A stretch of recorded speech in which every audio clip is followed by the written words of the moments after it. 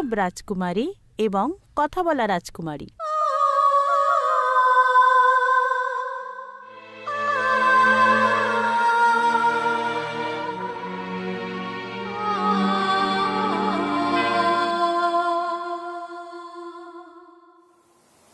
অনেক অনেক আগের কথা, পাহাড় প্রাচীর ঘেরা এবং অন্তহীন বনে ঢাকা এক রাজ্যে দুজন রাজকন্যার জন্ম হয়। একজন ভদ্রতার সাথে কথা বলেছিল, সত্যি একটু বকবক করার মতো তার কণ্ঠস্বর। অন্যজন আলোকবর্তিকা প্রতিটি করিডোর জুড়ে ছিল, কিছুই বলল না। ছোট রাজকন্যা কিভাবে এত নীরব হয়ে গেল তা কেউ জানত না।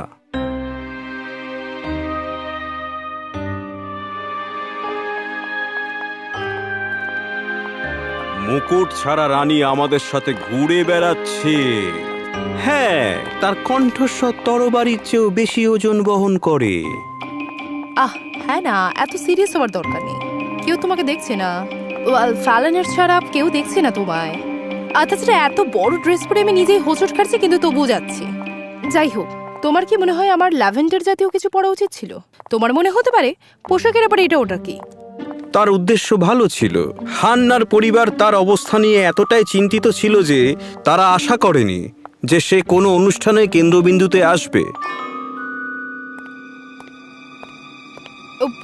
প্রিন্স ম্যালরেক, তাই না? আমি শুনেছিলাম আপনি দেশের পূর্ব দিক থেকে এখানে চলে এসেছেন। আপনার সফর কেমন ছিল? পাহাড় কেমন লাগে আপনার? আরিয়া পিয়া পিয়া পিয়া পিয়া পিয়া পিয়া। হান্নার মধ্যে এমন কিছু ছিল যা কেউ জানত না। হান্না কথা বলতে পারত না, কিন্তু সে এমন কিছু শুনতে পেত যা অন্য কেউ শুনতে পেত না। এই জায়গা আমাদের বাড়ন্ত শরীরের জন্য অনেকটাই ছোট। প্রকৃতি।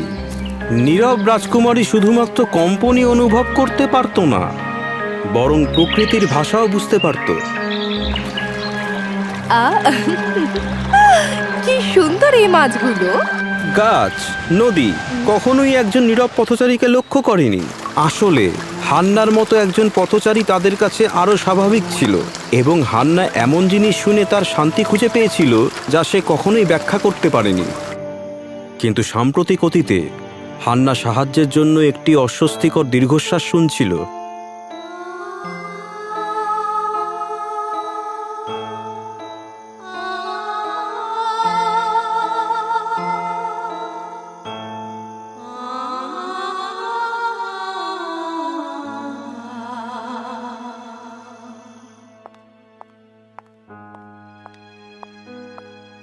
গাছেদের সাথে তোমার কথা হয়?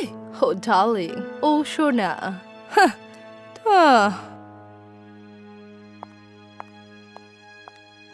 তুমি তো বিরক্ত। বেচারা ছোট্ট জিনিস, তার কোনো বন্ধু নেই বলেই সে নিজেকে তৈরি করেছে। কিছুক্ষণ হাঁটার পর সে শুনতে পেল তারা জ্বলে, তারা মোচড় দেয়, তারা মিথ্যা ফিসফিস করে। ওরা জ্বলে, ওরা মরে, ওরা চুপি চুপি কথা বলে। হান্না ভয় পেত। সে সবসময় বনকে তার বাড়ি মনে করত, কিন্তু বনের যে অংশে পা কখনো তার স্পর্শ করেনি সেখানে যাওয়ার সাথে সাথে তার অস্থিরতা অনুভব করতে পারত।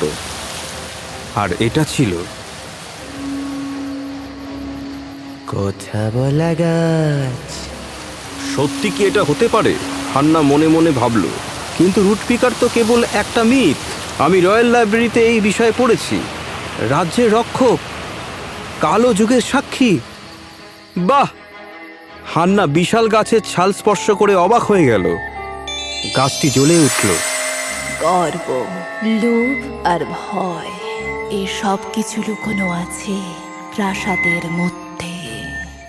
হান্না যখন হাত সরিয়ে নিল তখন তার হাতের তালুতে একটি হালকা লণ্ঠনের আকৃতি দেখা গেল, যার আলো ঝিকিমিকি করছিল। এই প্রদীপের আলো জ্বলতে থাকুক। শিখা ভেবেছিল হান্না এটা কি জাদু। ওহ, এটা জাদু ছিল। প্রাসাদে ফিরে হান্না উন্মুক্তভাবে তাদের সবাইকে সতর্ক করার চেষ্টা করল, কিন্তু তারা লণ্ঠনটি দেখতে পেল না। এটা কি শুধু আমার কাছেই দেখা যাচ্ছে? ও না, এই স্যুপটা আবার নিয়ে আসা হয়েছে।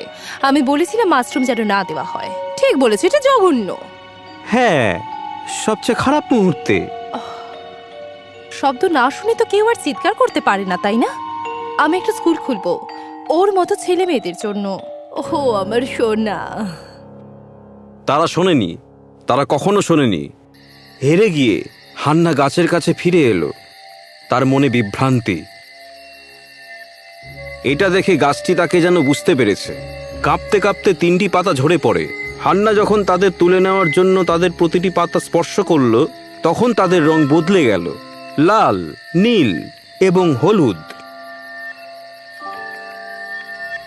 লুকিয়ে থাকা আগুনের মধ্যে পাপ থাকে। এই সব পাপকে মুক্ত করতে হবে। যখনই এই পাতায় মিথ্যের প্রতিচ্ছবি দেখবে, তা পুড়িয়ে ফেলবে। গর্ব, লোভ আর ভয়, নীরব পাপগুলো প্রাসাদের মধ্যে লুকিয়ে থাকে। হান্না পাতাগুলো ধরে রাখল, আলতো করে কিন্তু নীরব দৃঢ়তার সাথে। পরের দিন প্রথম পাপ, অহংকার খুঁজতে খুঁজতে হান্না প্রতারণার হৃদয়ে প্রবেশ করলেন, রয়্যাল কাউন্সিল চেম্বারে। তিনি সেখানে সবচেয়ে জাঁকজমকপূর্ণ দাবি শুনতে পেলেন, কিন্তু তার হাতের তালুতে থাকা লণ্ঠনটি জ্বলে উঠল না। তারপর তিনি স্যার ল্যান্সলটকে শুনতে পেলেন, আমরা ট্রান্সভার্সকে আক্রমণ করি এবং যারা আমাদের বিরোধিতা করে তাদের জন্য এটি স্থাপন করি। স্যার ল্যান্সলট, উনি শান্তির কথা নিয়ে এসেছেন। উনি কিভাবে আক্রমণ করবেন? হান্নার হাতের তালুতে ব্যথা হচ্ছিল, লণ্ঠনটি ছিল। তিনি 3টি পাতা বের করলেন এবং লালটি প্রায় স্যার ল্যান্সলটের দিকে এগিয়ে দিল। এটি উজ্জ্বল হয়ে উঠল এবং তার প্রতিচ্ছবি দেখালো। ঠিক তখনই অদ্ভুত কিছু ঘটে গেল। স্যার ল্যান্সলট সত্য কথা বলতে শুরু করলেন। শান্তি পরাজিতদের জন্য এটি আমার শ্রেষ্ঠত্ব দেখানোর একটা সুযোগ। তুমি কি মনে করো আমি এটা ছেড়ে দেব কারণ তুমি শান্তি চাও? আপনার রাজত্বে? এই কারণেই কি তুমি আগে এত যুদ্ধের জন্য চাপ দিয়েছিলে? শুধুমাত্র তোমার শ্রেষ্ঠত্ব প্রমাণ করার জন্য এত কিছু হারিয়ে গেল? আমার গর্বকে খুশি করার জন্য আমরা এই রাজ্যকে আর কোনো যুদ্ধে নিয়ে যাচ্ছি না। স্যার ল্যান্সলট, আপনার কাঁধ এই সময় দাঁড়িয়ে দায়িত্ব পালন করার মতো শক্তিশালী নয়। আমরা সর্বসম্মতিক্রমে আপনাকে ভোট দিই না। কি না মানে আমি জানি না কেন আমি এই কথাটা বলেছিলাম, কিন্তু হান্না জানতো লণ্ঠনের ঝিকিমিকি আলোকগুলির মধ্যে একটি শান্ত হয়ে যাওয়ার সাথে সাথে সে হাসল এবং লাল পাতা জ্বলে উঠল। যুদ্ধক্ষেত্রে আর অহংকার রাজত্ব করবে না। আমার লোকেরা ইতিমধ্যে ক্ষুধার্ত এবং এখানে আমার কাছে একজন দুর্বৃত্ত নেতা আমাদেরকে যুদ্ধক্ষেত্রে নিয়ে যাচ্ছেন বিনা কারণে। ক্ষুধার্ত এই কথা শুনে হান্নার হাতের তালু জ্বলতে শুরু করলো। কাছাকাছি কি আর কোনো পাপ থাকতে পারে? অপেক্ষা করুন, সেই সুগন্ধ কোথা থেকে আসছে? হান্না গন্ধের পিছনে পিছনে গেল। হান্না একটা পুরনো অ্যাম্ফি থিয়েটারে পৌঁছে গেল। একটা বন্ধ কাঠামো, প্রায় ভেঙে পড়ার উপক্রম। এই জায়গাটা কেমন করে একটা ভোজের মতো গন্ধ পায় সে ভাবল।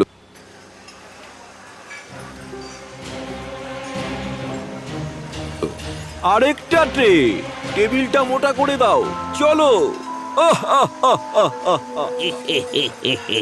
আচ্ছা, রাজকীয় রাঁধুনিদের এখন তাদের খাবারের সাথে আরো রাজকীয় হওয়া দরকার। হান্না খুবই হতবাক হয়ে গেল। এটা একটা ভোজের মতো ছিল।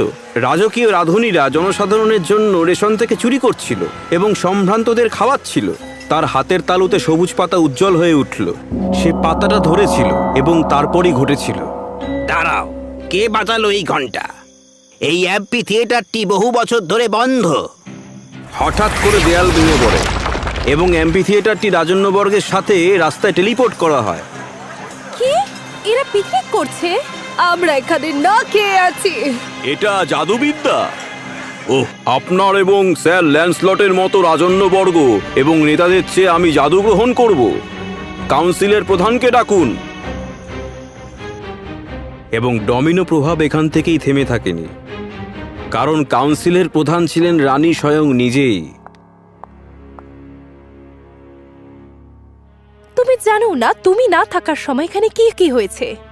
এই সমস্ত মানুষেরা সারা প্রাসাদে ঘুরে বেরিয়েছে, আর এইরকমই এক রাতে সব ফাঁস হয়ে গেছে। হে ভগবান, স্যার ল্যান্সলট থাকা সত্ত্বেও এই সমস্ত কিছু হয়েছে। আমি আতঙ্কিত। তুমি এসবের ব্যাপারে কিছু জানতে? আমি মানে পুরো বিষয়টা ঠিক করে হলে সবটা বলো। এবং এটি ছিল শেষ পাপ। ভয়ে ছায়ায় লুকিয়েছিল না, এটি রয়্যাল কাউন্সিল চেম্বারে বাস করত, যেখানে সত্য নীরবতার নিচে দম বন্ধ হয়ে যেত। মহারানী, আপনি সমালোচনাকে হালকাভাবে নিতে পারেন না। স্যার ল্যান্সলট এটা খুব ভালো করে জানেন, আর এটা প্রয়োগ করেই উনি আপনার প্রিয় পাত্র হয়েছেন। আমাদের আগে সচিব, যিনি সত্যি বলার জন্য তার পথ খুইয়েছেন। আপনি এটা কি করেছেন? আমি জানি না আমি এরকম কেন বললাম। মহারানী, আমি ভুল করেছি। তোমার সাহসিকতার জন্য অনেক ধন্যবাদ মহারাজ। আমি এদেরকে নিয়ে অনেকটাই ভীত। অনেক সময় আমার অহংকার আমাকে সঠিক সিদ্ধান্ত নিতে দিচ্ছে না। হান্না তখন বুঝতে পেরেছিলেন, অবশ্যই রানীর মেজাজ কঠিন ছিল, কিন্তু কাউন্সিলদের তাদের পদ হারানোর ভয়ে তাদের কাজ করা থেকে বিরত থেকে আরও বড় পাপ করছিল। কারণ এটি যে ব্যক্তি তাদের কর্তব্য পালন করতে অস্বীকার করে, সে অত্যাচারীর চেয়েও বড় পাপী। এবং ডোমিনোদের পতনের সাথে সাথে একের পর এক পাপগুলো, অহংকার, লোভ এবং ভয়, এই তিনটি পাপ কেবল প্রাসাদের স্তম্ভগুলিকেই ধীরে ধীরে ফাঁকা করে দিচ্ছিল না, বরং রাজ্যের অগ্রগতিও আটকে রেখেছিল। তারা সবাই রুটপিকারের চারপাশে জড়ো হয়ে গেল। কেউ জানতো না কি আশা করা উচিত, কিন্তু তারপর সত্যি কথা বললেই সবকিছু বজায় থাকে, আর তখন নীরবতা কেউ শোনা যায়। দাঁড়াও, আমি কি কিছু শুনতে পেলাম? নিঃশব্দ রাজকুমারী এবার আমাদের মাধ্যমে কথা বলবে। নৈশব্দের মধ্যে থেকেও সে তার কথা রাখতে পেরেছে। একবারের জন্য টেরেসা কিছুই বললেন না, আর সেই নীরবতার মধ্যে অবশেষে তিনি তার বোনের কথা শুনতে পেলেন। আর ঠিক এমনই ছিল, প্রাসাদটি আসল নেতা খুঁজে পেয়েছিল একজন রাজকুমারীর মাধ্যমে, যিনি কথা বলতে পারতেন না। রাজকুমারী তেরেসা, রাজা, রানী সকলেই আনন্দের সাথে তাদের নতুন আধ্যাত্মিক নেতার কাছে মাথা নত করলেন। কিন্তু হান্না মুকুটটি নিতে চাইছিলেন না। রাজকন্যা টেরেসা তার বোনের মাথায় মুকুটটি তুলে দেন এবং উৎসাহ দেন রাজসভাকে পরিচালনা করার জন্য। আমার রাজত্বে তোমার কণ্ঠ দিয়ে রাজকার্য হবে। এটি কেবল নীরবতা ছিল না যা রাজ্যকে বাঁচিয়েছিল বা যেটি শাসিত, কিন্তু তাদের মধ্যে সম্প্রীতি। তারা একসাথে প্রমাণ করেছে শক্তি উভয়ের মধ্যে নিহিত।